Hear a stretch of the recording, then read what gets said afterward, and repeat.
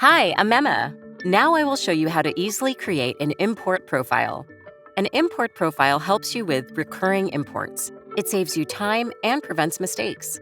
Click on the menu item, Profile Administration, under Data Management.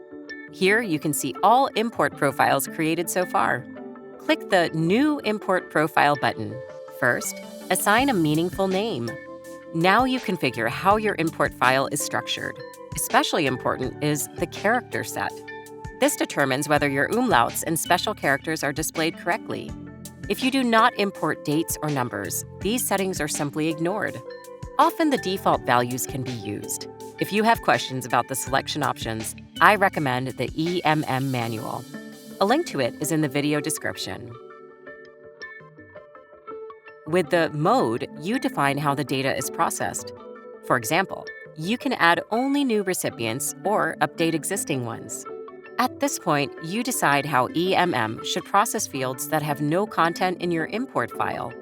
With the key column, you define the verification criterion. This decides whether a record already exists or has to be created. By default, email is selected here. If you select Yes for Check for Duplicate Records, EMM prevents a mail address from being imported more than once. The remaining rows are explained in detail in the manual. If your file does not already contain EMM internal values for gender, you can make an appropriate assignment here.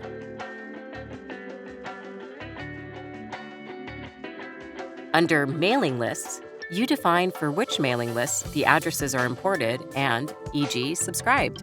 Tip: if you import an address that had previously unsubscribed from the newsletter, it will remain unsubscribed for legal reasons. Only the profile data will be updated. Under Media Types, you define which medium, e.g., email, SMS, or post, the recipient receives.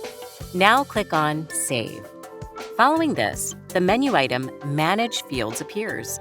If you already have your import file at hand, you can select it and upload it. Otherwise, just use a sample file that has the same structure as the future import file. In the next step, you define into which profile field the respective column of your file should be imported. Tip: you can also add database columns that are not included in your import file and have them automatically filled with a default value.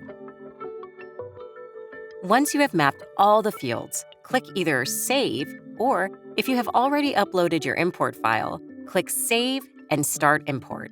I will show you how this works in the next video. Thanks for watching, and see you soon!